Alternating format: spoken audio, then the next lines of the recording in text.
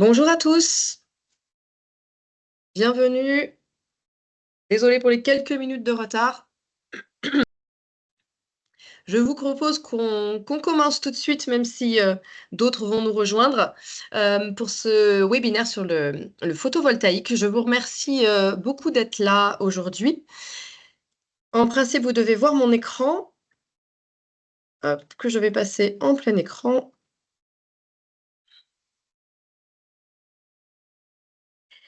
Parfait.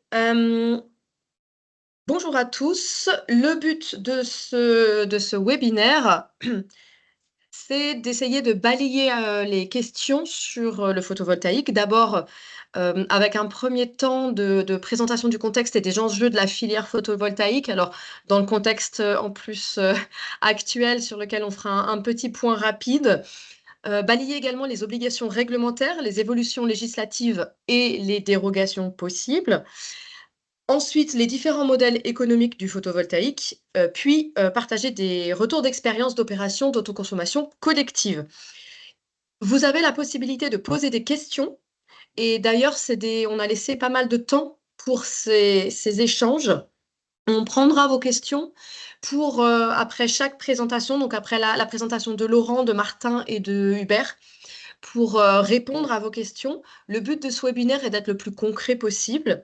Donc, n'hésitez pas, au fil de la présentation, à les poser pour qu'on puisse les soumettre ensuite aux intervenants. Je vais passer d'abord la main à mon collègue Valentin Maillot, donc chargé de mission innovation chez Tenerdis, qui s'occupe plus particulièrement des filières photovoltaïques et gaz vert. En quelques mots, Tenerdis est un pôle de compétitivité de la transition énergétique en Auvergne-Rhône-Alpes. On fédère à peu près 300 membres, acteurs privés, publics, soutien de la recherche et de la formation. Et on intervient sur 9 filières technologiques que vous avez citées, dont le photovoltaïque. Le but, c'est de mobiliser les facteurs clés de la compétitivité, d'accompagner l'innovation, l'accès à la recherche et développement et au financement. On accompagne également le développement de la croissance des entreprises des ENR et la montée en compétences ainsi que le déploiement à l'international. Et je passe tout de suite la parole à Valentin Maillot pour cette introduction. Bonjour à tous, merci Flavie pour le mot d'introduction. Donc effectivement, Valentin Maillot, chargé de mission innovation sur les filières photovoltaïques et gaz renouvelable. Donc ce webinaire effectivement intervient dans un contexte un peu particulier qu'on n'avait évidemment pas anticipé au moment où on l'a planifié. Donc j'imagine que ça n'a échappé à personne. La semaine dernière, donc il y a eu un amendement qui a été voté dans la nuit de jeudi à vendredi pour mettre un coup d'arrêt aux filières énergie renouvelable, en particulier photovoltaïque et éolien. On parle d'un moratoire. Donc, tous les projets de nouvelles énergies photovoltaïques et éoliennes doivent obligatoirement être à l'arrêt. Aucun nouveau permis de construire, aucune demande de raccordement ne sera accordée jusqu'à un nouvel ordre. Donc, effectivement, c'est un coup de tonnerre pour la filière qui remet en cause la pérennité. Évidemment, le match n'est pas encore terminé. Donc, toute la filière est vent debout et mobilisée, hein. Les syndicats de représentants de la filière, Tenerdis également, évidemment. Demain, il y aura un vote solennel au niveau de l'Assemblée nationale pour confirmer ou pas cet amendement. Et puis ensuite, évidemment, il faudra qu'il soit voté au Sénat pour qu'il entre en vigueur. Donc tout n'est pas terminé, c'est un coup de semonce, mais nous on est obligé de continuer à travailler comme si cet amendement n'était pas passé. On va pas mettre la clé sur la porte tout de suite. Donc on va y revenir tout au long de ce webinaire. Je pense qu'il y aura peut-être un aparté de la part de Novelo sur cette actualité réglementaire. Voilà, donc cette actualité réglementaire qui intervient à un très mauvais moment par rapport à la filière. Je vais prendre le contrôle du coup pour passer sur les prochains slides. Je vais faire quelques mots d'introduction sur la dynamique de filière avant de rentrer sur le cœur du webinaire et laisser la parole aux trois intervenants. Bon, sinon tu passes le slide. Essaye, réessaye. Ça marche pas. Je passe, pas grave. Cette filière, donc au niveau national, je vais faire une partie nationale, une partie régionale pour la dynamique de la filière. Le photovoltaïque n'a pas atteint les objectifs nationaux qui étaient fixés dans la programmation pluriannuelle de l'énergie numéro 2 à date de 2023. Ces objectifs qui ont été rehaussés dans le projet de PPE numéro 3 qui devrait être publié cet été sous réserve effectivement de tous ces remous réglementaires. En tout cas le projet qui a été soumis à consultation. Et donc, la stratégie française énergie-climat prévoit, dans le rehaussement de ces objectifs, de porter progressivement le rythme de développement du solaire à au moins 5,5 gigawatts par an, contre 3 gigawatts par an dans la précédente version de la PPE, objectif donc qui n'avait déjà pas été atteint. Donc on parle finalement d'un doublement du rythme de déploiement de la filière photovoltaïque, et même peut-être jusqu'à un triplement en visant 7 gigawatts par an pour atteindre les objectifs 2030 et 2035. Donc on est plutôt sur des objectifs réglementaires d'accélération très ambitieux pour tenir ces objectifs-là et pour rattraper le retard qui a été pris avant 2023. Passer à la slide d'après sur la dynamique régionale. La région Auvergne-Rhône-Alpes, elle ne fait pas exception de la dynamique nationale. On est en retard à l'échelle régionale par rapport aux objectifs qui étaient fixés dans le SRADET, hein, donc le schéma régional directeur. Et donc, la production photovoltaïque avait triplé en 2023 par rapport à 2025, par rapport à 2015, pardon, alors qu'elle aurait dû quintupler. La filière photovoltaïque n'est pas un cas isolé, c'est le cas de toutes les filières d'énergie renouvelable dans la région Auvergne-Rhône-Alpes. Mais en tout cas, on est très largement en retard par rapport à ce qui était planifié en 2015. Donc, on a atteint en 2023 2295 gigawattheures produits en région, alors que le SRADET prévoyait 3849 gigawattheures à la même échéance. Donc, on a besoin d'accélérer très fortement le déploiement du photovoltaïque aux échelles nationales et régionales, et donc de trouver des nouvelles dynamiques de croissance. Dynamique qui s'incarne chez Tenardis via différents axes de travail qui vont servir d'introduction aux prochaines actions photovoltaïques de la filière.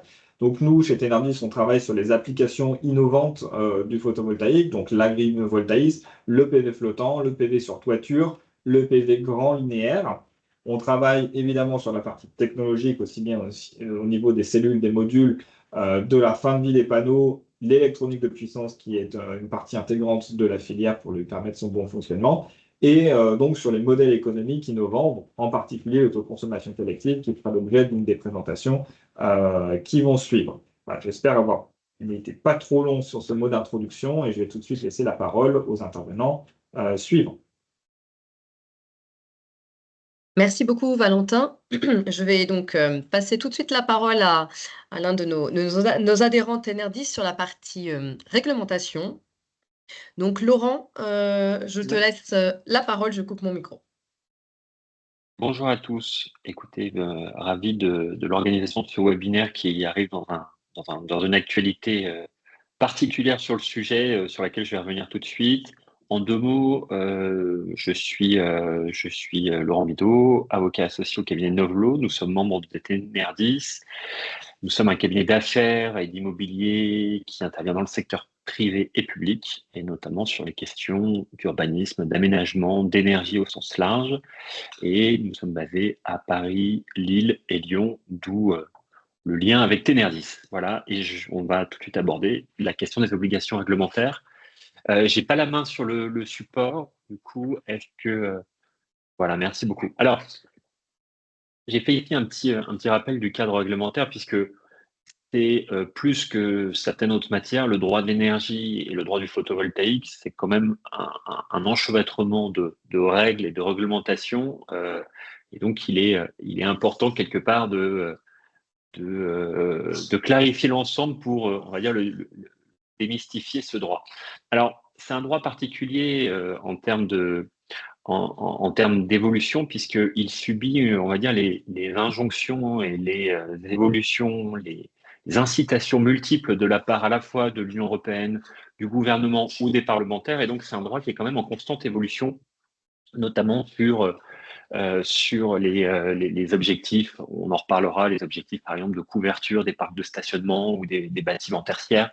C'est un droit qui est mouvant, qui subit de plein fouet l'actualité. Et comme ça a été dit en introduction, vous avez sans doute vu, et je vais en dire un mot, le moratoire, l'amendement qui prévoit un moratoire qui a été voté à l'Assemblée nationale, alors dans un contexte politique un peu particulier, c'est-à-dire que même les défendeurs du texte étaient un petit peu aux abonnés absents pour le défendre.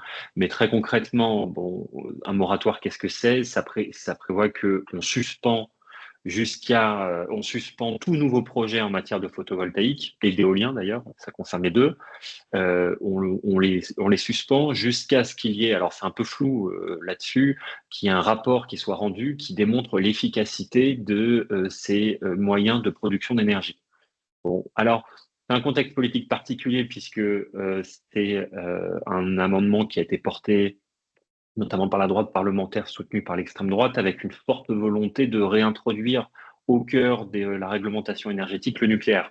Alors, pour vous donner un exemple, par exemple, il est également voté la réouverture de Fessenheim, alors que les autorités diverses disent que techniquement, c'est plus possible de réouvrir Fessenheim. Donc, il va falloir être attentif. Comme ça a été dit en introduction, il y a quand même beaucoup de garde-fous, encore beaucoup d'étapes juridiques à franchir, puisque il va y avoir une lecture au Sénat. Si le Sénat a une autre lecture, on va avoir une commission mixte paritaire, c'est-à-dire une commission composée à la fois de députés et de sénateurs pour statuer sur le texte. Et ensuite, on va avoir un contrôle de constitutionnalité, voire un contrôle du Conseil d'État. Et là-dessus, il faudra voir un peu comment réagisse notamment le Conseil constitutionnel, parce que bon, c'est un peu le rôle des juristes de regarder ce qu'il y a dans les amendements. C'est un amendement qui est extrêmement imprécis. C'est-à-dire, par exemple, qu'il n'y a pas de durée sur ce moratoire. Donc, typiquement, ça fragilise juridiquement cet amendement qui, entre nous, est pas très bien rédigé et pas très bien motivé, parce que pour la petite histoire, il est uniquement motivé par, vous avez dû suivre le blackout qu'il y a eu en Espagne en avril dernier au niveau de la enfin, l'Espagne et une partie du Portugal ont été privés d'énergie. Il est aujourd'hui établi que ce n'est pas lié, du moins exclusivement, cette panne électrique aux productions d'énergie renouvelable, mais c'est l'argument phare qui a été brandi pour justifier cet amendement. Donc voilà, tout ça pour dire que cet amendement aujourd'hui, il est adopté, mais la loi en tant que telle, elle ne l'est pas encore. Donc il faudra suivre l'actualité législative sur le sujet, étant donné que ce moratoire, même si c'est un très très mauvais signal, tant pour la filière que pour plus largement les énergies renouvelables, a un avenir, on va dire, plus qu'incertain. On va donc se concentrer sur le cadre législatif actuel, tel qu'il existe, et notamment les dernières réformes en date. Simplement, pour tout porteur de projet, il y a une articulation à mener entre différentes législations qui sont dans différents codes.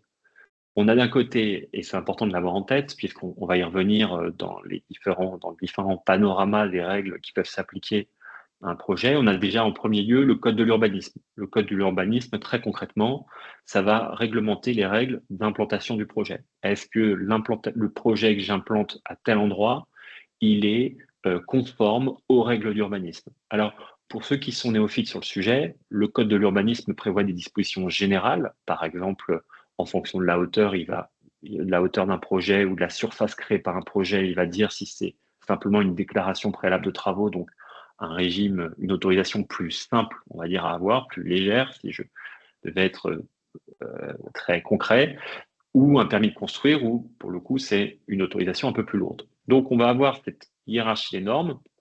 Et pour le porteur de projet, le droit de l'urbanisme, c'est la première première chose qu'il doit regarder, qui se décline localement dans ce qu'on appelle les plans locaux d'urbanisme, les PLU, afin de savoir si très concrètement, j'ai repéré un terrain, je souhaite installer un projet, j'ai repéré une construction, je souhaite implanter un projet. Le code de l'urbanisme et plus généralement les règles de l'urbanisme et le PLU, j'y reviendrai, me permettront de dire si oui ou non, je peux implanter mon projet à cet endroit-là.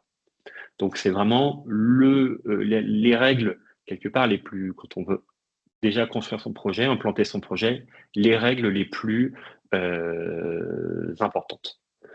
Deuxième code et législation, le code de l'énergie, qui va réglementer notamment tout ce qui est raccordement au réseau d'électricité, au réseau de distribution, les obligations d'achat, les règles d'autoconsommation qu'on abordera vers la fin, mais qui seront aussi plus largement abordées au cours de ce webinaire. On a à côté deux autres codes, le code de l'environnement, en fonction d'où on va par exemple, si on va implanter le projet dans une zone protégée, par exemple une zone naturelle qui est préservée, où on sait qu'il y a à proximité, par exemple, des espèces protégées, on va avoir des règles au niveau du code de l'environnement qui vont s'appliquer, par exemple la réalisation d'une étude préalable pour apprécier la pertinence du projet, les conséquences du projet sur l'environnement immédiat du lieu d'implantation. Et enfin, on va avoir le code de la construction qui, lui, va réglementer, outre certaines obligations en termes de construction, mais qui va par exemple réglementer, si on est dans le cadre d'une installation classée, les règles applicables. Il y a deux évolutions majeures qui sont à noter, sur lesquelles on va revenir en fil rouge dans les différentes présentations de règlement. C'est la loi d'accélération des énergies renouvelables avec justement la généralisation de l'agrivoltaïsme et la loi du 30 avril 2025 avec un acronyme très particulier, la loi DDADUE, qui est une loi un peu fourre-tout, qui vise pas seulement le droit de l'énergie et le photovoltaïque en particulier, mais toute une série de mesures pour s'adapter au droit européen. Et donc là-dessus, on retrouve de l'harmonisation en termes de terminologie, il y a des sujets parking, parc de stationnement, et le renforcement de certaines obligations sur lesquelles on va revenir. Est-ce qu'on peut passer au sein? Merci beaucoup. Donc, premier volet de notre exposé. Naturellement, vous aurez le support. Donc, on a mis pas mal d'informations sur ces slides-là qu'on ne va pas forcément voir, mais voilà, simplement pour vous prévenir là-dessus. Alors, premier sujet, c'est du coup les règles d'implantation. On va voir ensuite le régime d'autorisation d'urbanisme, la réglementation environnementale, les obligations qui peuvent exister en matière de photovoltaïque, et ensuite on abordera la question du raccordement et l'autoconsommation. Alors, la règle d'implantation, mettons-nous quelque part dans la peau d'un porteur de projet. La première question qu'il doit se poser, c'est est-ce que dans la zone, sur le terrain que j'ai identifié, je peux implanter mon projet? Et là-dessus, il faut qu'il s'interroge, enfin, il faut déjà apprécier si on est en zone urbaine ou en zone agricole ou naturelle. Ces zones, vous allez les trouver dans les documents locaux d'urbanisme, dans les PLU, où vous avez un plan de zonage qui va répartir les différentes zones du territoire de la commune ou d'un territoire. Donc, c'est important quand vous portez votre projet parce que c'est la première indication qui va vous dire, tiens, mon projet, je vais pouvoir l'implanter. En zone urbaine, c'est possible à tel endroit, par exemple en toiture d'un bâtiment, ou tiens, il y a des bâtiments industriels en zone urbaine, je vais pouvoir, ou des parcs de stationnement, je vais pouvoir mettre des panneaux, ou en zone agricole ou naturelle, c'est possible parce que le PLU m'y autorise. Donc ça, c'est le premier réflexe à avoir, c'est d'aller voir le plan local d'urbanisme. Ce plan local d'urbanisme, il va aussi définir la taille des constructions qui sont possibles, les questions d'aspect extérieur, c'est-à-dire si mon ambition est de mettre des panneaux solaires en toiture, est-ce que le PLU, par exemple, impose que les panneaux solaires ne soient pas visibles depuis l'espace public? Donc dans ces cas-là, il va falloir que je réfléchisse techniquement à un mécanisme pour dissimuler les panneaux solaires pour qu'on ne puisse pas les voir depuis la voie publique. Voilà, donc ça c'est vraiment la première chose à faire, c'est vérifier d'un point de vue urbanistique, est-ce que je peux installer mon projet? C'est-à-dire très concrètement, ne vous lancez pas dans les étapes d'après si vous ne pouvez pas implanter votre projet sur le terrain ou sur la parcelle que vous avez identifiée, parce que si le PLU vous l'interdit, il est à 99% probable que la commune s'opposera à votre projet, et si par chance dans les 1% elle l'autorise, il n'est pas impossible qu'un voisin, puisqu'on est toujours sur des sujets qui peuvent être source de tension avec le voisinage, il n'est pas interdit qu'un voisin mette le nez dans les documents de votre projet, puisqu'un permis de construire, c'est un document public qui peut être communiqué, et puis s'oppose à celui-ci. Donc, première chose, la zone d'implantation. Alors, aujourd'hui, il y a une généralisation, j'y reviendrai sur les parcs de stationnement, et avant ça, on a quand même plusieurs mesures d'encouragement pour généraliser le photovoltaïque sur des terrains agricoles ou naturels. Il faut que le projet réponde quand même à plusieurs conditions. Donc, ça peut être par exemple un projet quand il est nécessaire à l'activité agricole, donc il va être complémentaire avec l'activité agricole. Ça peut être une installation agrivoltaïque, donc là aussi c'est un projet qui va être situé sur une parcelle agricole et qui va contribuer au maintien de l'activité agricole, donc ça va être l'exploitant, l'agriculteur qui décide d'installer des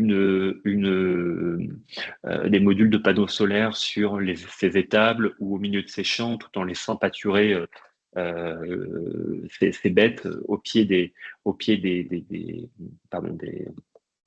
je vais y arriver, des panneaux solaires fixés sur des poteaux. Donc ça aussi, c'est encadré par le code de l'urbanisme. Si on est sur une installation agrivoltaïque, on ne doit pas remettre en cause le caractère agricole de la zone. Donc mon projet doit toujours être compatible avec l'activité agricole de la zone. Et de ce point de vue-là, il faut être vigilant à ce que justement les deux activités cohabitent, la production d'énergie et la production d'électricité et l'activité agricole. On a aussi des installations en zone identifiée. Là aussi, vous vous retrouvez au PLU et généralement définies au niveau de l'État, donc au niveau de la préfecture, des zones qui sont identifiées comme pouvant accueillir des panneaux solaires. Donc ça, c'est autant d'éléments que vous pouvez consulter dans les documents d'urbanisme pour savoir si très concrètement, vous pouvez implanter votre projet. Est-ce qu'on peut avancer à la slide d'après, s'il vous plaît? Merci beaucoup. Alors, une fois que j'ai identifié mon projet, une fois que j'ai identifié mon terrain, se pose la question de l'autorisation d'urbanisme que je vais demander. C'est-à-dire très concrètement, l'autorisation qu'on va me délivrer pour construire le projet. Alors, je vous ai mis, il y a le régime d'autorisation, donc permis de construire ou déclaration préalable, hein, qui sont deux autorisations qui sont plus souples. 1 mois d'instruction pour la déclaration préalable, 3 mois pour le permis de construire, va dépendre de 3 facteurs.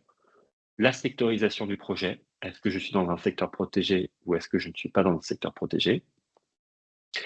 La hauteur du projet et sa puissance. Donc ça, c'est les 3 éléments qui permettent d'apprécier si je suis soit dans un permis de construire, soit je dois demander un permis de construire, soit je dois demander une déclaration préalable, soit, comme vous pouvez le voir par exemple, hors secteur protégé, quand mon installation elle a une hauteur inférieure à 1,8 m et une puissance inférieure à 3 kWh, on n'a pas besoin de demander une autorisation. En dehors de ça, comme vous pouvez le voir dans le petit tableau que je vous ai reproduit, on navigue entre le régime, on va dire, de base, c'est la déclaration préalable, sauf lorsqu'on a une puissance supérieure à 3 MW sur quel que soit le secteur et la hauteur.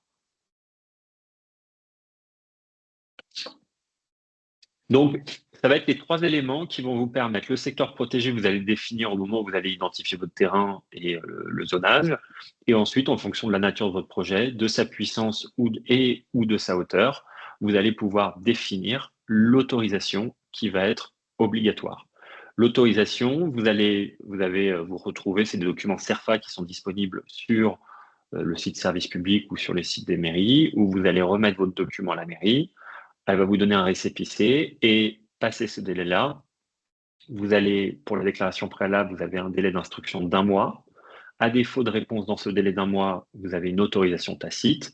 Et pour le permis de construire, c'est 2 à 3 mois selon le secteur. Et là aussi, en cas de silence gardé à l'issue du délai, on a une autorisation tacite. Il y a quelques exceptions. Si vous êtes situé à proximité, par exemple, d'un monument historique, si vous êtes dans un secteur protégé, il n'y a pas d'autorisation tacite. Il faut une vraie autorisation. Voilà. Je vous laisse avancer à celle d'après. Il reste un peu moins de 5 minutes. Ah, pardon. Oh là là. Eh ben, je vais accélérer. Autorisation de... Alors, on peut avancer. Donc, voilà, ça, c'est pour les démarches en toiture. Donc, c'est aussi un règime de règles d'urbanisme. Je vous le mets ici, vous verrez. C'est généralement une déclaration préalable quand on installe un panneau en toiture, avec quelques règles qui peuvent s'appliquer quand on est en secteur protégé, quand il faut un avis de l'architecte des bâtiments de France parce que on est à proximité d'un monument historique. On peut avancer. Hop. Il y a alors des contraintes ou du moins des règles environnementales qui peuvent s'appliquer. J'en parlais un petit peu en introduction. On va les balayer rapidement, mais par exemple, typiquement, si je m'installe sur une zone boisée et que je dois procéder au défrichement de cette zone pour pouvoir installer mon installation, je dois généralement demander une autorisation de défrichement. Pareil, si j'envisage de mettre mon projet dans un espace protégé, il faut que je demande une autorisation pour déroger à ce régime-là. On peut avancer également. Alors, ça, un peu les nouveautés, on en a parlé récemment et aussi en introduction. Il y a maintenant certaines obligations, au-delà des questions d'autorisation, il y a certaines obligations de déployer du photovoltaïque. C'est particulièrement le cas pour les bâtiments non résidentiels et pour les parkings couverts créant plus de 500 mètres carrés d'emprise au sol. On inclut également les rénovations ou extensions lourdes des bâtiments non résidentiels et des parkings couverts, là aussi, quand ils ont une emprise au sol qui est supérieure à 500 mètres carrés. Et on inclut l'existant quand on a une superficie supérieure à 1500 mètres carrés. Donc, ce qu'il faut retenir, c'est qu'on a une espèce de statu quo pour l'existant, sauf quand on est sur des surfaces très importantes, plus de 1500 mètres carrés. Et en revanche, tout nouveau projet engagé ou tout nouveau travaux lourds d'extension de rénovation, on a cette règle de 500 mètres, on a cette règle de couverture au-delà quand on a une création de 500 mètres carrés d'emprise au sol, une couverture qui va être progressive, 30% au 1er juillet 2023, 40% au 1er juillet 2026, jusqu'à 50% au 1er juillet 2027. Comme beaucoup d'obligations, il y a des contraintes techniques, juridiques, économiques. Typiquement, si vous avez un régime de copropriété qui est trop compliqué pour pouvoir porter l'obligation de couverture, ça peut être une contrainte. Si techniquement la forme de la toiture, la structure de la toiture ne permet pas d'accueillir les environnements, les ouvrages, ça peut être aussi un cas d'exclusion de cette obligation. On peut avancer sur les deux derniers points, mais je crois qui seront traités, du moins la question de l'autoconsommation. Je vous le mets ici, c'est la question de l'autorisation d'exploiter une fois que j'ai mon installation. Ce qu'il faut retenir, c'est le seuil de 50 MW, en dessous duquel je n'ai pas besoin d'avoir d'autorisation, alors qu'au-delà, je dois soumettre un dossier d'autorisation. Je vous ai mis en dessous la procédure d'obtention. Faites attention, quand on a ici, on dépose la demande, on a le silence de l'administration, contrairement aux autorisations d'urbanisme, vos refus. Donc il faut attendre véritablement une acceptation de l'administration pour exploiter. On peut avancer pour la suite. Je crois que je vais réussir à tenir les 5 minutes.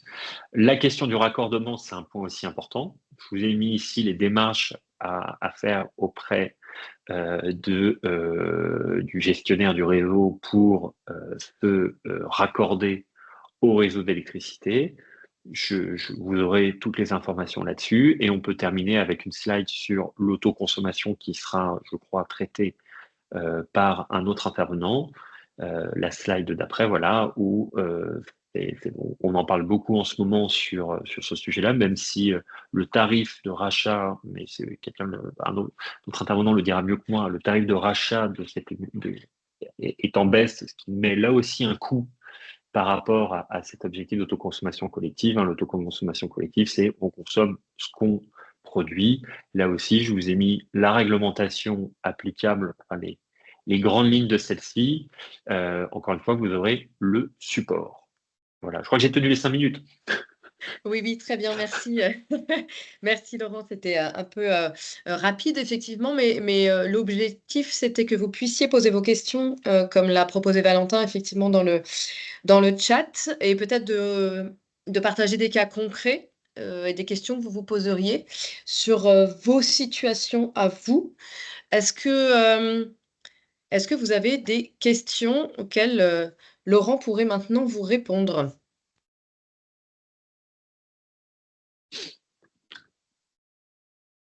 Non, c'est par le chat, parce que sinon il faut qu'il. Alors, s'il n'y a pas de questions particulières, alors, n'hésitez pas à cliquer sur lever la main pour qu'on puisse vous donner la parole en termes de micro et de caméra. Mais s'il n'y a pas de questions de votre part, moi j'en aurais une pour Laurent. Peut-être rappeler, mais il y en a une, alors je vais me taire. Je la garde éventuellement pour la suite. Et va Maître Jean. Alors on va vous donner la parole tout de suite. Eva, oui.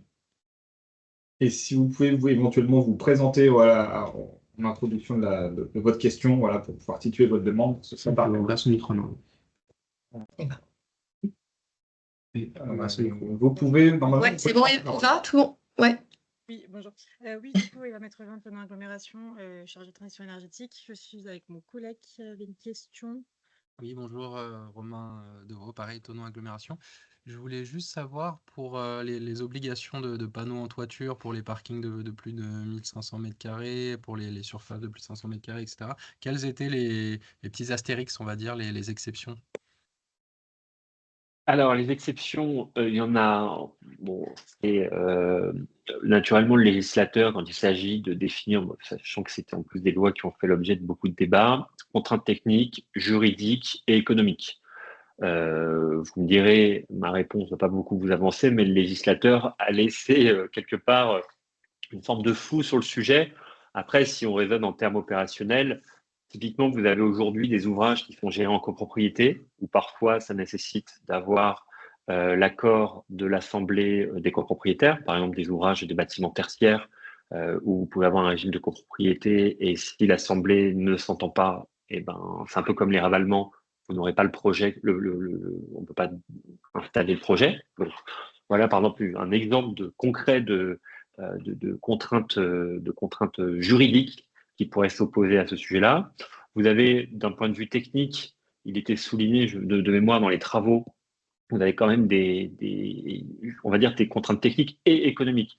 Vous avez certains aujourd'hui parkings qui sont couverts, mais dont la structure ne peut pas supporter le poids, ne pourrait pas supporter le poids de ces installations-là, sauf rénovation lourde du parking, de sorte qu'on a à la fois une contrainte technique qui a une conséquence économique qui nécessiterait que si on respecte l'obligation de couverture 30, 40, 50, on serait obligé les coûts exploseraient parce qu'en fait, il faudrait refaire le parking, par exemple. Très bien, merci. Compris. Ça répond à la question, c'est bon? Oui, oui, oui, merci. Est-ce qu'il y a d'autres questions avant qu'on passe à la suite et à la partie modèle économique? Ah oui, Valentin, vas-y, pardon. Du coup, je reprends ma question. N'hésitez pas à m'interrompre à nouveau s'il y en a une autre. Récemment, au niveau des modifications législatives, il y a aussi eu l'abaissement du seuil de 500 kW à 200 kW pour les tarifs de rachat. Donc, est-ce que vous pourriez nous rappeler, enfin pour les participants, à peu près à quelle surface une centrale de 200 kW correspond, rapporté à une surface de bâtiment, de toiture de bâtiment, une surface de parking, par exemple. Et du coup, quelles sont les démarches à engager, notamment pour les collectivités, pour pouvoir revendre son électricité hors tarif de rachat et donc en appel d'offres? Ouais, elle est pas. Elle est pas simple, votre question. Enfin, il fallait qu'il y en ait d'autres qui posent des questions. Hein. Quand c'est moi qui pose des questions, c'est pas facile. Non, alors, première chose, au niveau des surfaces, je ne sais pas comme ça vous répondre clairement ce à quoi ça correspond. Je pense peut-être sur le volet technique. Après, sur les questions de rachat, effectivement, aujourd'hui, soit on fait racheter par le gestionnaire, soit effectivement, on peut, en fonction des différents fournisseurs d'énergie, faire racheter son énergie. C'est vrai que là, il y a eu, comme vous l'avez souligné, une baisse des tarifs de rachat d'électricité parce que en fait, on s'aperçoit qu'en France, d'après les chiffres, mais c'est un peu un peu contradictoire parfois, ça va pas en commun, on produit trop d'électricité. Donc il y aurait un surplus d'électricité, alors qu'on va dire que le développement on en parle beaucoup, de l'intelligence artificielle et des infrastructures que ça va permettre vont nécessiter encore plus d'énergie. Donc il y a ce rachat. Je suis pas, pour tout vous dire, je suis pas non plus ultra spécialiste, alors je ne vais pas dire de bêtises sur ces questions de rachat à proprement parler d'électricité. En revanche, ce qui est certain, c'est que ça nécessite pour toute personne qui voudrait racheter de conclure naturellement une convention avec le fournisseur, avec le gestionnaire du réseau, et de définir dans les clauses justement du contrat le rachat d'énergie. Donc la collectivité, elle va être dans la même situation en fonction des différentes personnes qui sont susceptibles de lui racheter son énergie là-dessus. C'est bon? Merci beaucoup. Dernière question avant de passer à la suite, qui est une question qui a été posée dans le chat. Si une structure est propriétaire de plusieurs parkings ou toitures, est-ce qu'il y a une possibilité de mutualiser les objectifs de solarisation? La réponse est non. Enfin, on raisonne en termes comment dirais-je, d'entité, c'est-à-dire que s'il y a plusieurs parkings qui sont disséminés un peu partout sur le territoire, la réponse est non. On raisonne en termes vraiment de parc de stationnement en tant que tel. Donc, sinon, ce serait un peu facile. Si vous voulez, le groupe Carrefour, par exemple, je suis aussi de Carrefour comme ça, se dirait bon, bah, j'en fais un seul sur l'ensemble de mes parkings et pas sur l'ensemble. C'est quoi le critère? C'est le cadastre? Le critère, c'est l'entité foncière. Donc, ça peut regrouper plusieurs parcelles, mais vous avez raison, c'est le cadastre. En fait, on apprécie, c'est à l'échelle on ne parle pas forcément de parcelles, parce que vous avez parfois des ouvrages qui sont situés sur plusieurs parcelles, mais d'entités foncières, c'est-à-dire un ensemble continu de parcelles.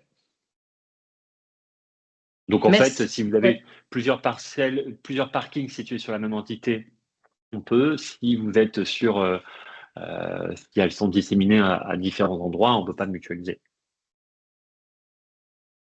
Très bien, merci. Je vous propose de passer à la suite, et justement, je vais passer la parole à notre intervenant suivant, Martin Dravet. Il y aura un temps aussi à la fin où vous pourrez, s'il y a des questions qui vous viennent, hein, vous pourrez aussi les poser à la fin. Martin, je te laisse la parole pour présenter très rapidement Espul, et puis sur ta partie, je vais y arriver, parce que le titre est pas bon, mais sur la partie modèle économique, je vais y arriver. Merci. Merci Flavie pour l'invitation, merci Laurent pour les explications juste avant. Est-ce que vous m'entendez bien dans le micro? Très bien, de notre côté, oui. Ok, super. Je m'appelle Martin Dravet, je suis salarié à l'association Espul depuis à peu près 3 ans. Je m'occupe principalement de la partie plutôt technique, donc conception d'installation photovoltaïque en interne, notamment sur les sujets bâtiments. Alors très rapidement, l'association Espul, alors on existe depuis 30 ans sur les sujets du photovoltaïque en France hexagonale, mais aussi sur les ZNI, donc les zones non interconnectées. On a des actions assez différentes. Je peux passer à la slide d'après, Flavie, il me semble qu'il y a un petit diagramme qui résume un peu nos différentes actions. Donc on les a un peu différenciées en différentes catégories. À droite, vous voyez l'aspect, on donne des formations, donc universitaires et professionnelles auprès de différents acteurs. On a aussi une partie AMO, donc c'est assistance à maîtrise d'ouvrage, voilà, pour faire plutôt ce qu'on appelle des études. Moi, je m'occupe plutôt de cette partie-là.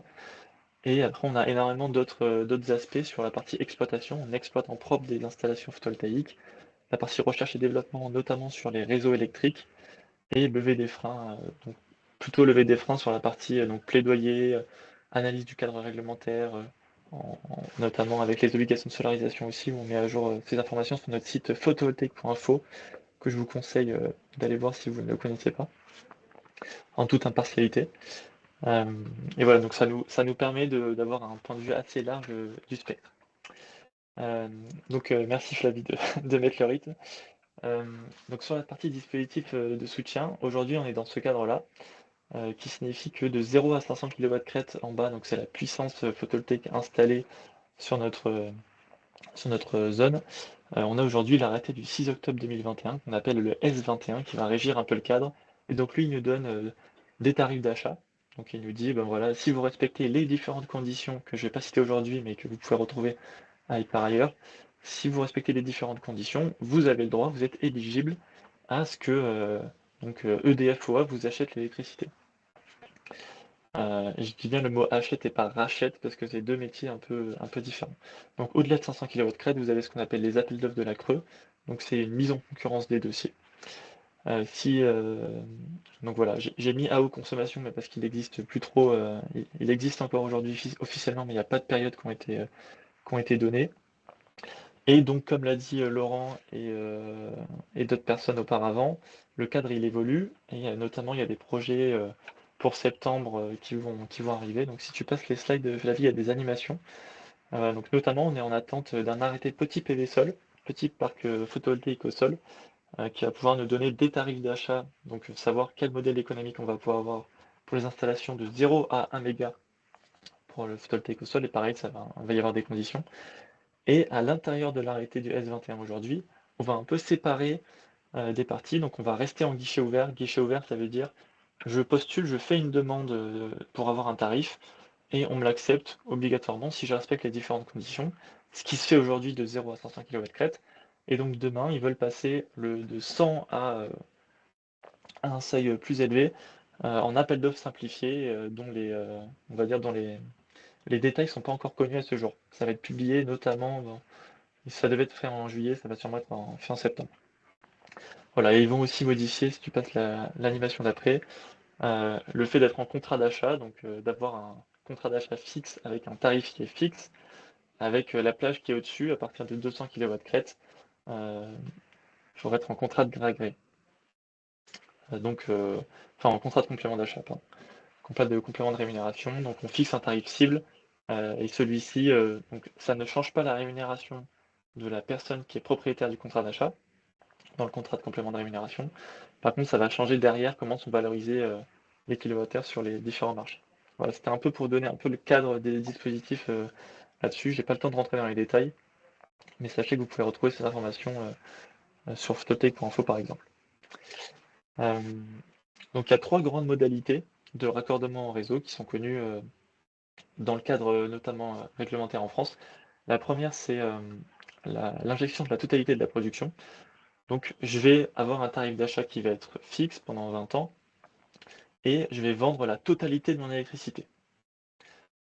Donc pour cela, il faut que j'ai un compteur qui soit dédié à la production. Donc j'ai mon compteur de conso et mon compteur de production. La deuxième, c'est l'injection de l'autoconsommation avec vente des surplus, dont le schéma va arriver sous peu. Pardon, c'était autoconsommation totale, pardon, je me suis trompé, bref. Autoconsommation totale, donc l'autoconsommation totale, j'ai pas de point de raccordement à proprement parler, j'ai pas de contrat d'ailleurs de valorisation économique de mon surplus parce que je ne suis pas censé avoir de surplus, j'autoconsomme la totalité de ma production.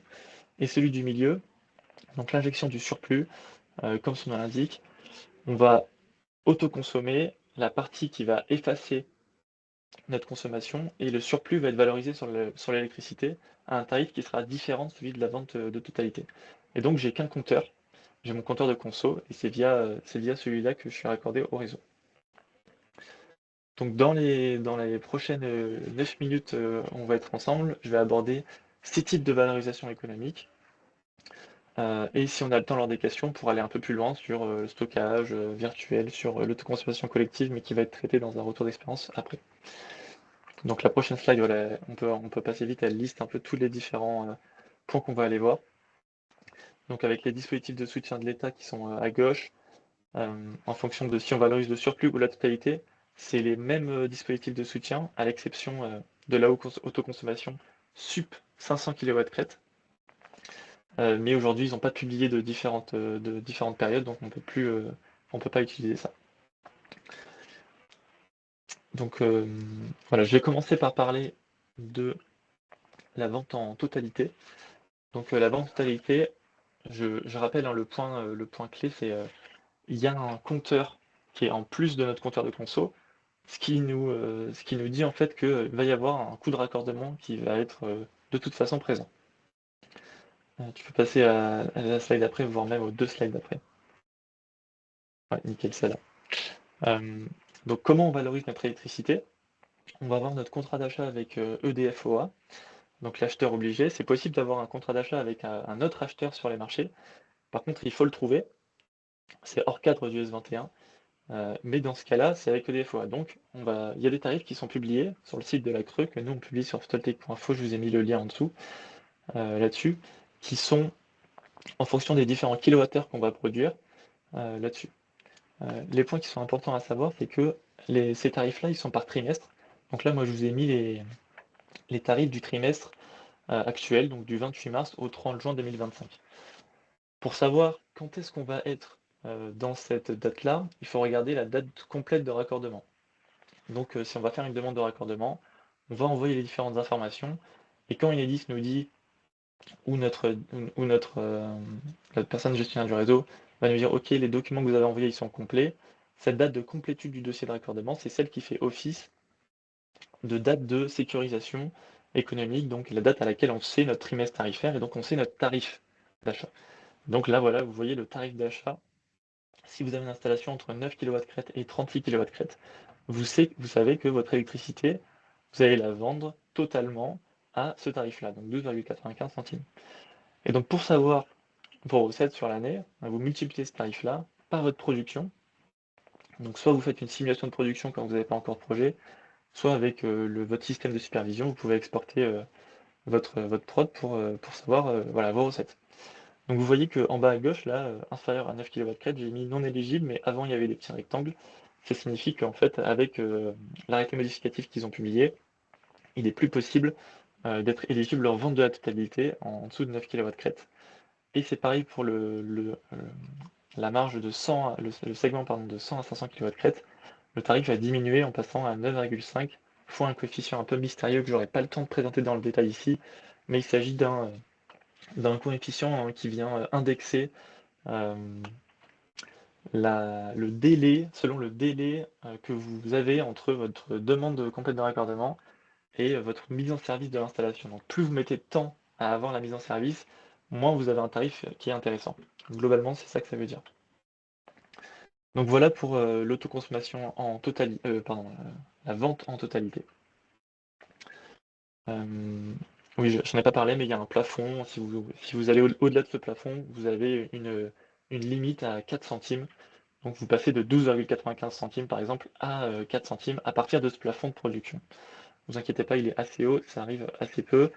Et il existe surtout pour éviter une surrentabilité des installations, parce que le tarif d'achat, c'est un dispositif de soutien de l'État qui garantit une bonne rentabilité économique du projet pendant 20 ans. Et donc voilà, l'objectif, c'est pas non plus de surrentabiliser les installations là-dessus. Pardon, ouais. Et donc l'aspect d'après, donc on a parlé de la vente en totalité. L'aspect d'après, ça serait la vente avec injection du surplus. Et donc, on peut passer à la slide d'après. Et donc, l'intérêt, c'est de dire, OK, il y a une partie qui va être consommée par notre compteur de conso. Et le surplus, donc tout ce qui va être injecté au réseau, on va pouvoir le valoriser avec un certain tarif. Et donc ce tarif, pour inférieur à 9 kW crête, il est de 4 centimes. Il a été drastiquement baissé avec le dernier arrêté modificatif. Au-delà, il est à 7,61 centimes. Et si on veut aller encore plus loin, il me semble qu'il est c'est le même que la vente totalité pour le segment 100 à 500, c'est de 9,5. Le point à savoir sur ce vente des surplus, c'est qu'il vient en complément d'une prime à l'autoconsommation. Donc vous avez une prime à l'autoconsommation initiale selon votre puissance de l'installation pour vous aider en fait à investir. C'est un peu l'idée. Mais elle est versée qu'un an après la mise en facturation. Et ce tarif-là. Sachant que ce qui est compliqué dans le photovoltaïque, c'est pas de savoir combien on va produire de l'électricité, ça on sait assez bien le prévoir. Ce qui est compliqué, c'est de savoir combien on va consommer. Et donc quelle est notre consommation.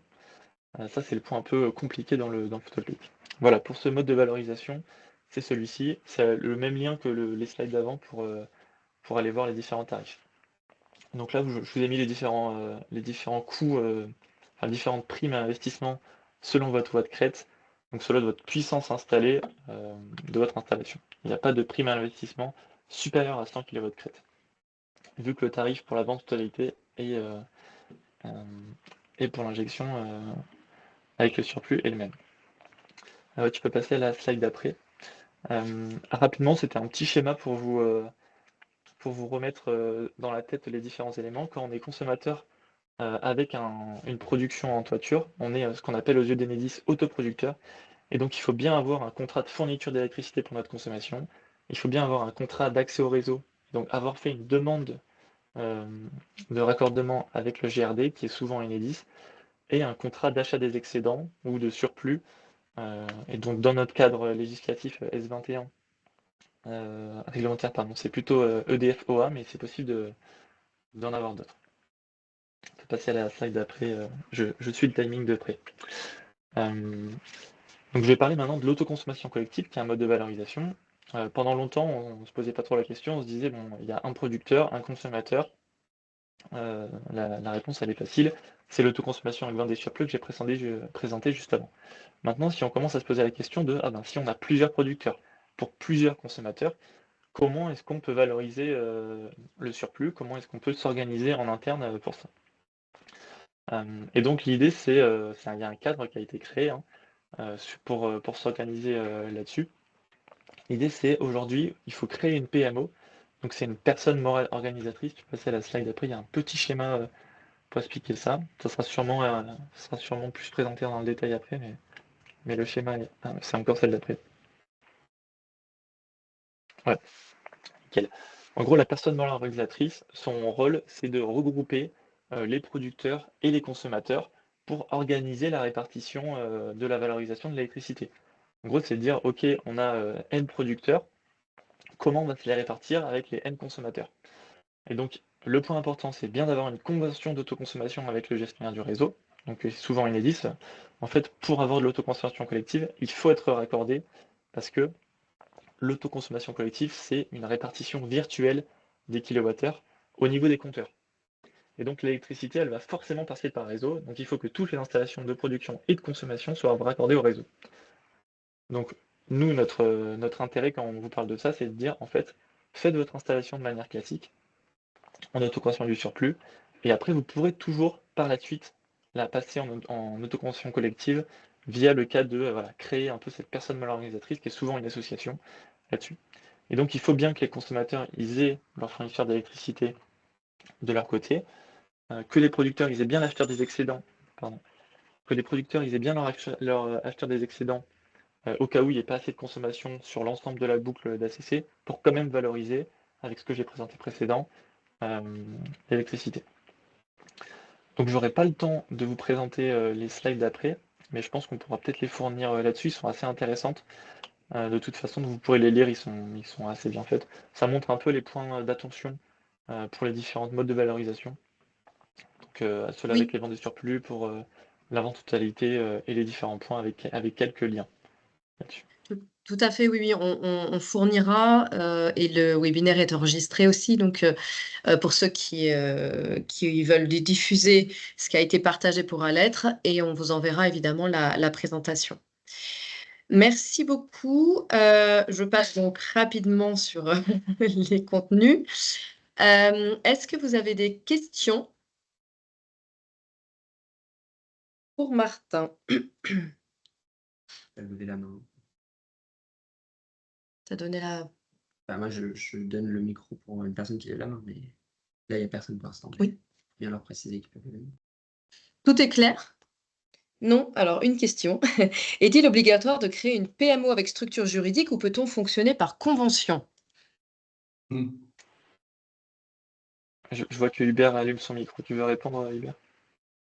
Oui, sur la fonction de PMO, il faut qu'il y ait une structure qui fasse cette fonction de PMO, structure à créer ou existante. Mais la question des conventions a été remise en cause et sensible, notamment liée à une cour régionale des comptes qui a contrôlé un organisme public et qui a pointé ce point-là en contestant cette disposition. Donc, On va voir ce qu'il en sort, hein, ou ce qui sortira de tout ça, mais la préférence est à une adhésion, souscription ou participation directe au capital de la PMO, que je dis, enfin, ou existante ou à créer. Pour compléter, en fait, la PMO, c'est souvent une association. Et en fait, par exemple, il y a un cas qui est facile, hein, dans le cas d'une collectivité où le producteur et les consommateurs, ben, c'est la même personne, mais en fait, la collectivité est PMO, en fait. Question du coup qui recoupe aussi, c'est si une collectivité a une SEM dédiée au développement ENR, est-ce qu'elle peut être PMO, cette SEM? Oui. La réponse est oui, et à condition qu'elle soit en capacité de regrouper tous les producteurs et consommateurs qui souhaitent participer à l'autoconsommation collective. Donc c'est généralement sur ce point qu'il y a analyse de savoir est-ce que cette SEM, elle a un capital très fermé, j'allais dire, et auquel cas des consommateurs X ou Y de façon autre peuvent-ils rentrer au capital? C'est souvent là que ça coince. Ceci dit, si cette SEM a un capital très ouvert, capital variable, c'est possible de rentrer même avec une action, hein. Et donc, dans le premier cas, si c'est complexe, si le capital est fermé, ça veut dire qu'on doit aller, enfin, on va vraisemblablement aller vers la création d'une structure spécifique. D'où la question complémentaire, une SPL ne pourrait pas l'être. Ça peut, ça dépend des cas. En gros, la SPL, si elle est très ouverte, OK, elle peut, si elle regroupe tous les consommateurs et les producteurs susceptibles de participer. Sinon, il faut voir une autre structure. D'accord. Et peut-être dernière question sur l'autoconsommation, parce qu'on pourra peut-être aborder aussi ces sujets après ton intervention, Hubert. Est-ce que la PMO doit obtenir un agrément ou avoir eu une formation spécifique?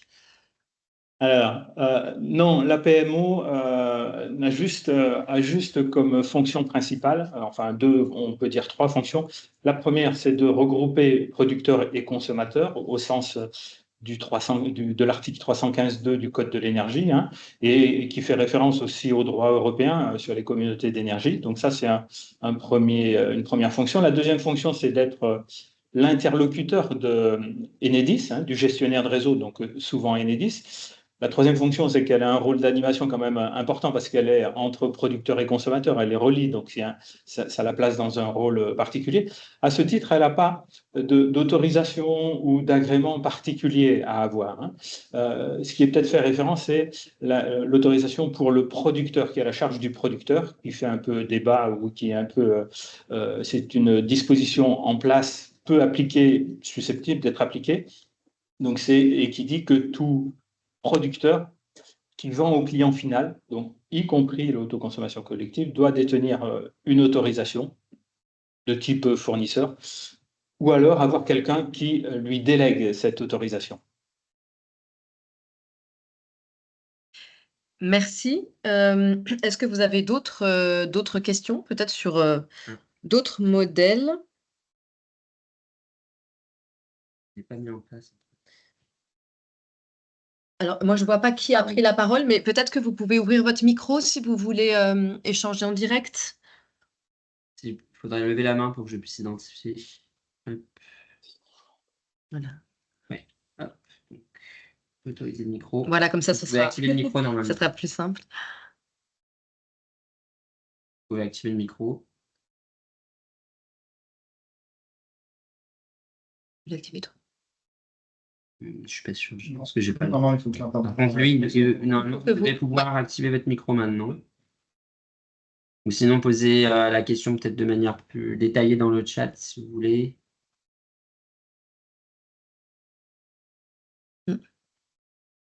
Problème de Je pense micro. à l'habilitation de producteurs d'énergie. Je n'ai pas mis en place en pratique. Peut-être il y a un point complémentaire qui est intéressant, je pense, de toute façon à partager, c'est que moi, là, j'ai parlé des cadres du S21, et il y a la partie hors cadre réglementaire actuel, qui est en fait de trouver des acheteurs. En fait, l'objectif, c'est juste de trouver un acheteur. Donc ça peut être via stockage virtuel, en fait, qui nous achète l'électricité. Ça peut être via PPA, qui nous achète l'électricité.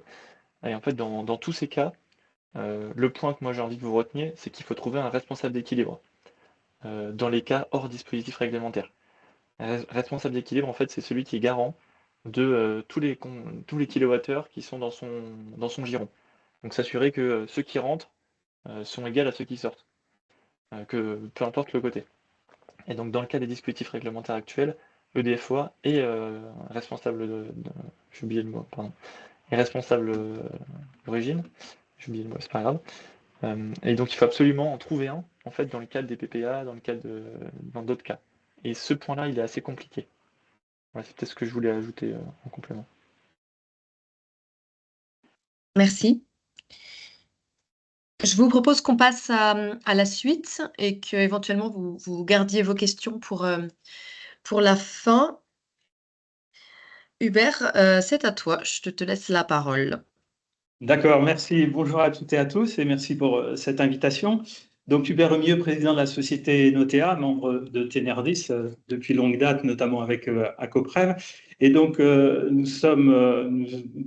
notre société est spécialisée sur tout l'accompagnement des opérations d'autoconsommation collective depuis les approches très amont stratégiques, les études, la partie mise en place, technique, juridique, opérationnelle, etc. On a aussi des prestations de gestion de l'autoconsommation collective et aussi on continue sur l'innovation. Et effectivement, je travaille sur ce sujet avec la société locale Acoprev, la membre de Tenerdis, depuis 2016-2017. Voilà, donc on a un peu d'expérience là-dessus. Et ben voilà, partager un peu des retours d'expérience que l'on a pu faire. Alors, ils sont ce qu'ils sont, enfin, ils ne sont pas exhaustifs, mais ça peut me permettre de faire un tour d'horizon. Pour compléter ce qui a été déjà évoqué sur l'organisation de l'autoconsommation collective, on a parlé de la personne morale organisatrice. Sur le principe, c'est vraiment la possibilité pour un producteur de vendre de l'électricité en proximité et à l'inverse, pour un consommateur d'acheter une partie de son électricité à un producteur en proximité. Alors, la distance de proximité, c'est 2 km par défaut. Il y a des dérogations à 10 ou 20 km de distance entre les participants pour les zones urbaines, rurales, périurbaines et rurales. Début d'année, il y a une disposition spécifique pour pouvoir travailler sur l'ensemble du territoire des EPCI. Et il y en a, j'ai vu parmi les participants, donc à condition qu'effectivement il n'y ait que des services publics dans cette opération, enfin pour faire simple.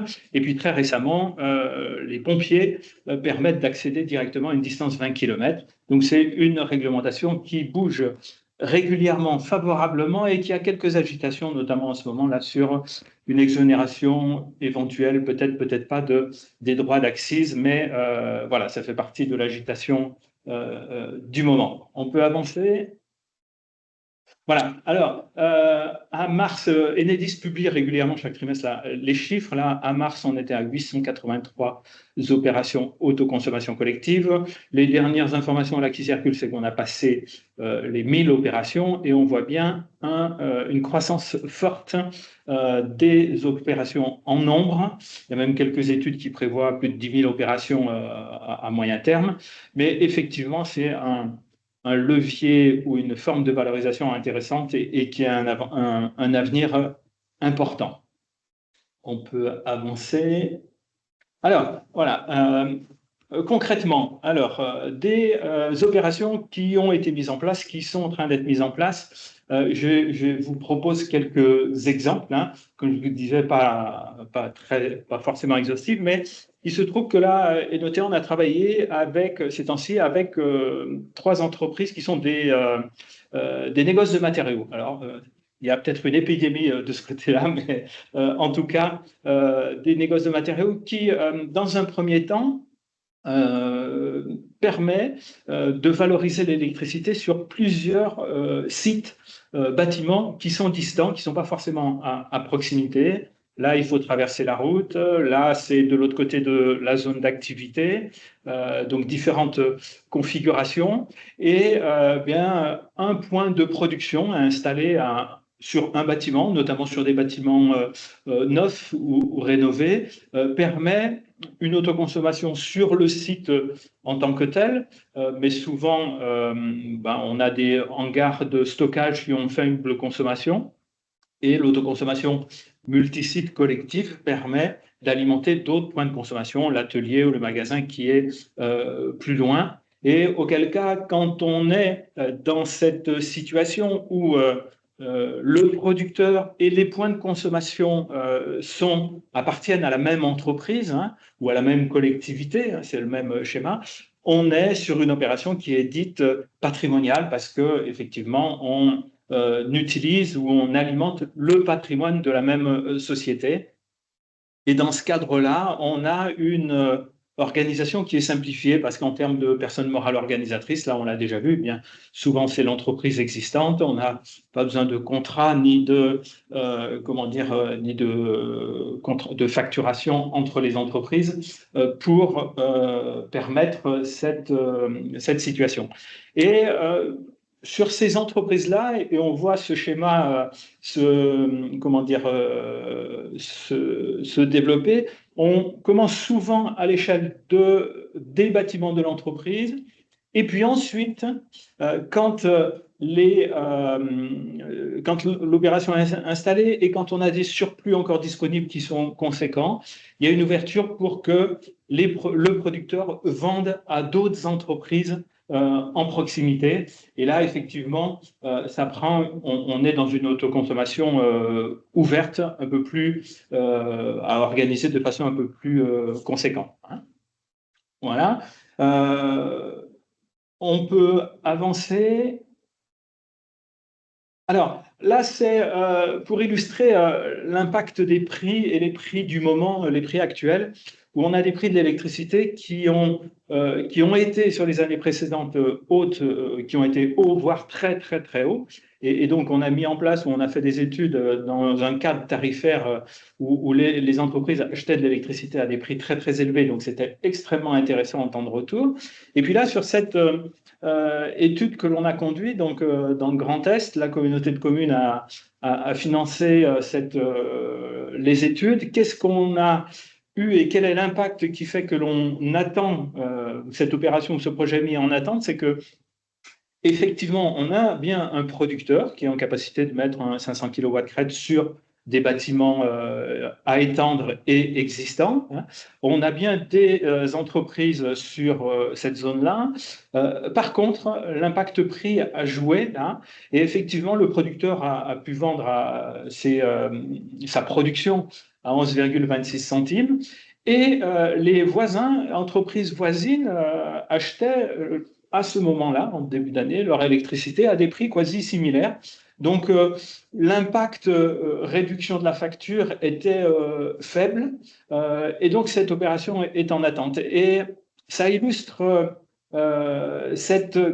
l'intérêt qui peut être, que l'on trouve grandissant et fort intéressant, mais il y a deux aspects dans l'intérêt. Outre la proximité qui peut intéresser, hein, le fait de se vendre entre voisins, mais l'autre aspect prix, il y a l'aspect prix, le niveau de prix qu'un producteur va proposer à ses voisins. Hein, est-il intéressant, est-il au moins égal à ce que les voisins achètent actuellement? Mais l'autre élément majeur, mais qui n'est pas toujours entendu, c'est le fait qu'un producteur va pouvoir proposer des prix d'électricité avec un montant stable dans le temps.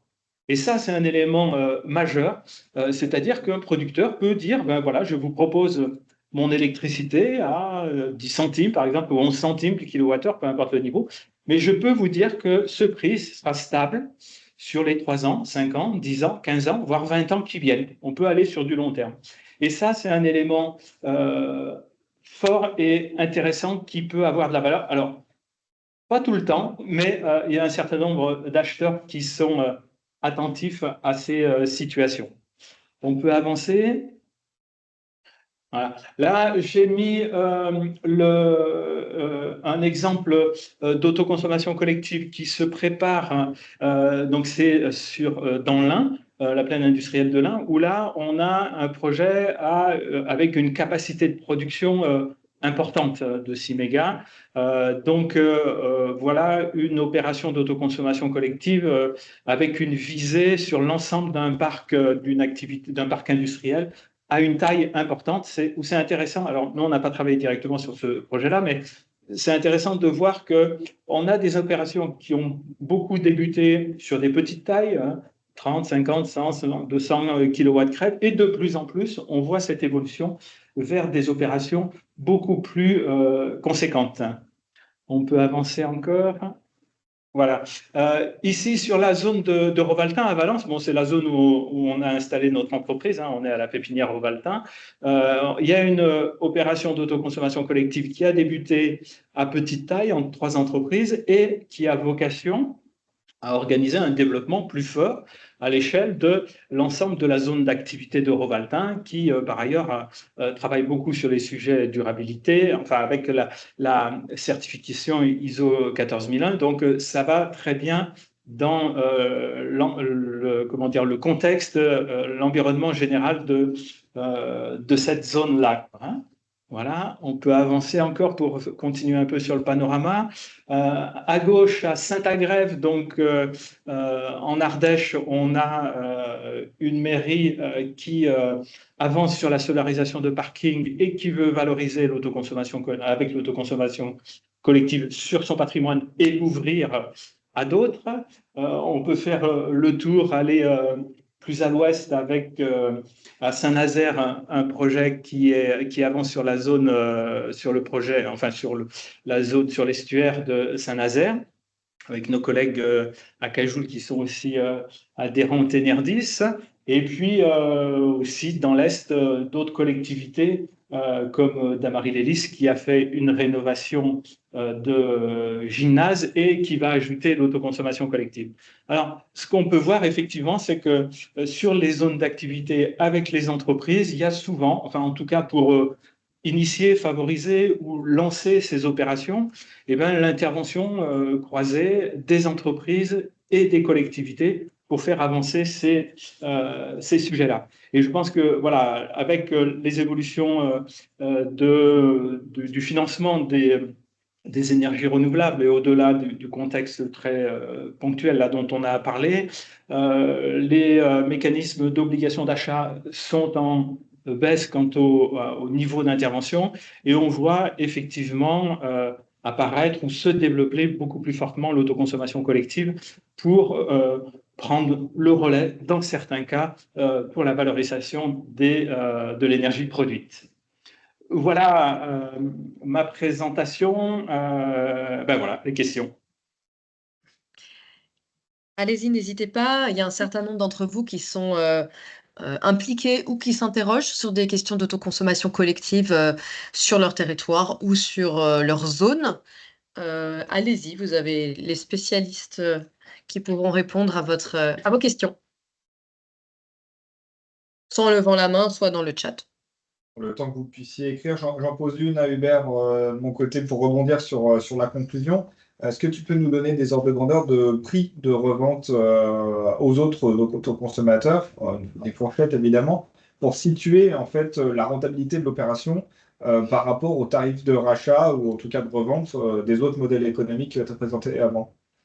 Oui, alors très intéressant parce que effectivement, le prix de vente qui va être proposé va très souvent être connecté à la valorisation en obligation d'achat ou en complément de rémunération dans un appel d'offres creux. À savoir que, voilà, aujourd'hui, on a, ou dans l'exemple que j'avais cité, là, quand on vend à 11 centimes à EDF obligation d'achat, si on rajoute aux environs 1,5 centime par kilowattheure pour assurer les coûts de gestion spécifiques de l'autoconsommation collective, on va être à des prix de 12-13 centimes du kilowattheure pour la partie fourniture.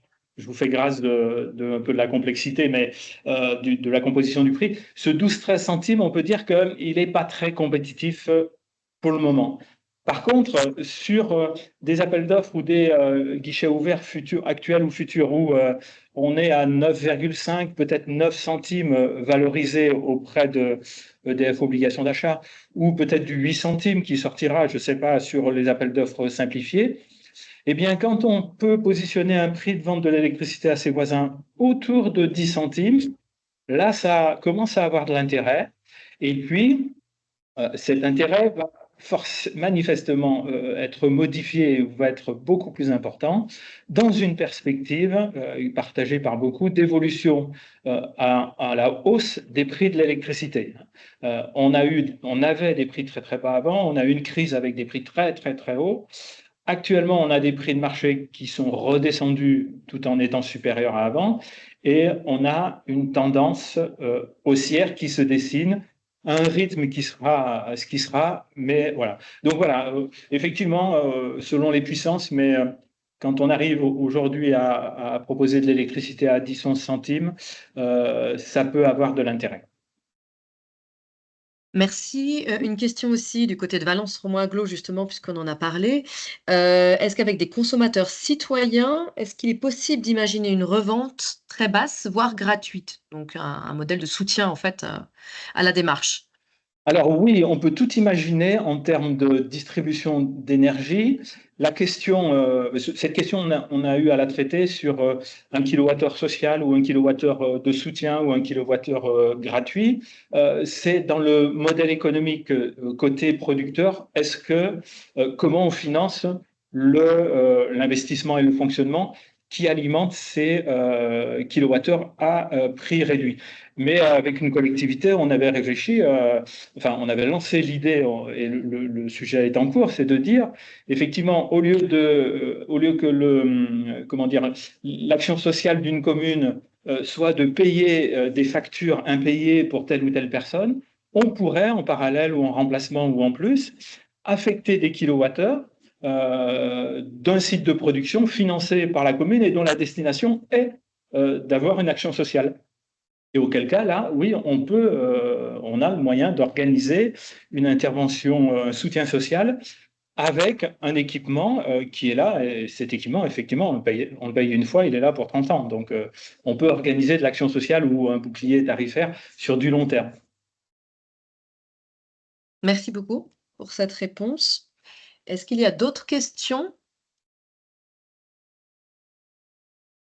Tout est limpide ou? Je vais faire le lien entre les deux dernières présentations. Martin, vous avez rapidement évoqué le stockage virtuel. Est-ce que vous pouvez, Hubert et toi, positionner pareil, la rentabilité en fait de déployer des moyens de stockage, notamment batterie, par rapport aux solutions d'autoconsommation collective? Alors, stockage virtuel et autoconsommation collective, ça ne marche pas ensemble. Stockage physique dans une opération collective, ça peut se faire. Ouais, je peux compléter sur ces éléments. Stockage virtuel, en fait, nous, on le conseille plutôt dans le cadre actuel, par exemple, après les 20 ans du contrat d'achat, EDF-OA ne nous achète plus l'électricité, donc comment on les valorise? Comment on valorise le surplus? Une des solutions, ça pourrait être l'autoconsommation collective, mais ça peut être intéressant aussi de faire du stockage virtuel, sachant que je connais pas exactement toutes les offres de stockage virtuel, mais les tarifs d'achat sont assez bas. Et sachant que c'est compliqué parce que c'est des acteurs privés, donc les engagements temporels sont quand même pas de la même durée. Voilà, avec le S21 par exemple, c'est 20 ans. Avec les acteurs privés sur le stockage virtuel, c'est plutôt 3 ans, 5 ans.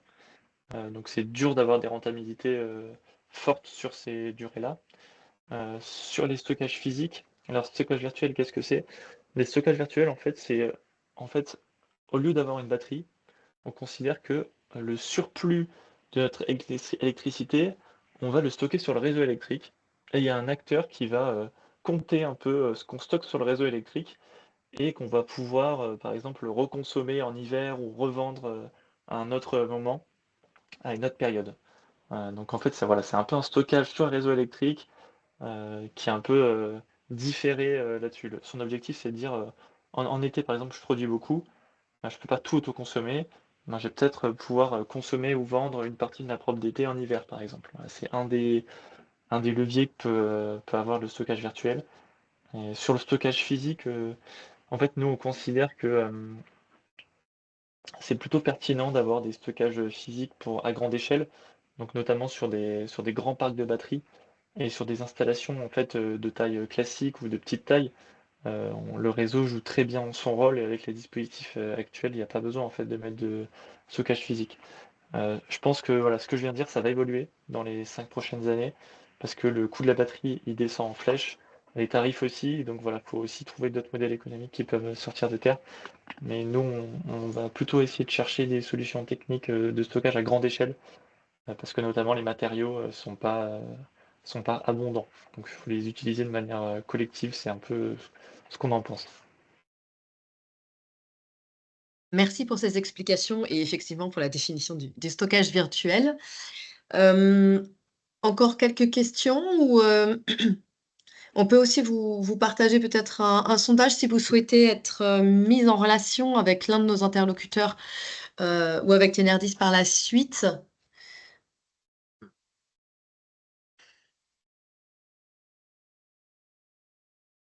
Ça se présente.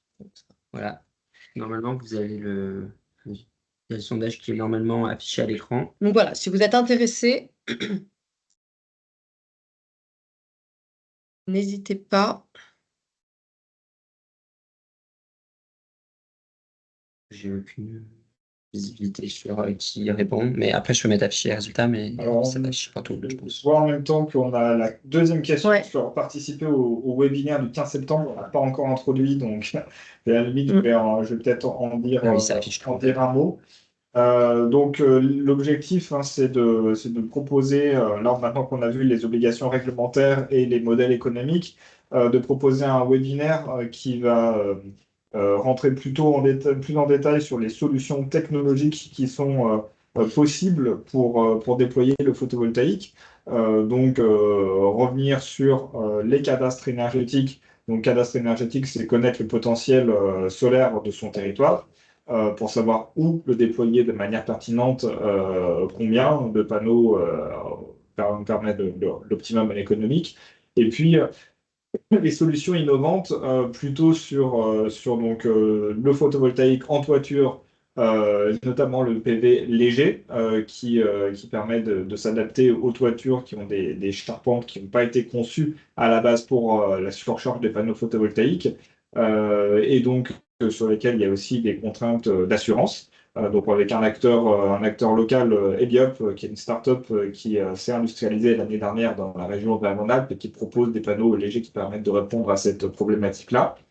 Un acteur sur le photovoltaïque qu'on appelle circulable, par exemple les pistes cyclables ou les voies de circulation sur les parkings, les délaissés routiers par exemple, voilà, qui permettent, ou les quais par exemple sur les ports, et les ports de plaisance, qui permettent de solariser des endroits sur lesquels on ne pourrait pas développer des solutions photovoltaïques classiques pour des raisons réglementaires, contraintes paysagères, entre autres. Et puis, les autres solutions, évidemment, ombrières photovoltaïques, agrivoltaïsme, donc la compatibilité entre le photovoltaïque et les cultures. Je crois n'avoir oublié personne dans les intervenants que je viens de citer. L'objectif après ces deux webinaires sera de proposer une visite de la plateforme Artelab, donc Artelia à Échirolles, qui permet de faire des tests en situation laboratoire, donc avec des simulateurs, des bassins pour le photovoltaïque flottant. Par exemple, avec des générateurs de vagues qui vont permettre de vérifier la tenue mécanique des installations.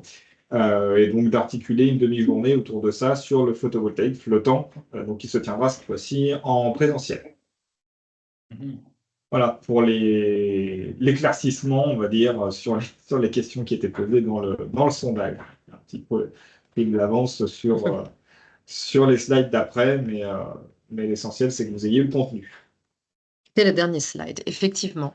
Voilà. Un Donc, le rendez-vous pour le photovoltaïque le 15 septembre à 14 h, un webinaire qui durera un peu plus longtemps, qui durera 2 heures, parce qu'on aura 5 intervenants. Aujourd'hui, on en avait 3 et on a déjà été bavard. Non, on est parfaitement dans les temps. Un très grand merci à nos 3 et 4 intervenants d'avoir pris le temps. Ce sont des sujets qui sont complexes. Si vous avez besoin d'éclaircissements, au-delà de ce qu'on a partagé et de la présentation qu'on vous fera passer, n'hésitez pas à revenir vers nous et on vous orientera au mieux. Si on peut répondre, on répond. Sinon, on essaiera de vous orienter vers nos intervenants qui pourront vous apporter les précisions nécessaires en fonction de votre situation. Voilà, je vous propose qu'on termine le webinaire là-dessus, en espérant que ça vous a apporté des éléments et que vous pourrez et que vous souhaiterez assister au prochain de septembre qui viendra en complément, comme l'expliquait Valentin, sur la partie solutions techniques. Merci à tous Merci, au revoir. très bonne Merci journée à tous. Au revoir. Merci beaucoup. Au revoir. Au revoir. Au revoir. Bon après-midi.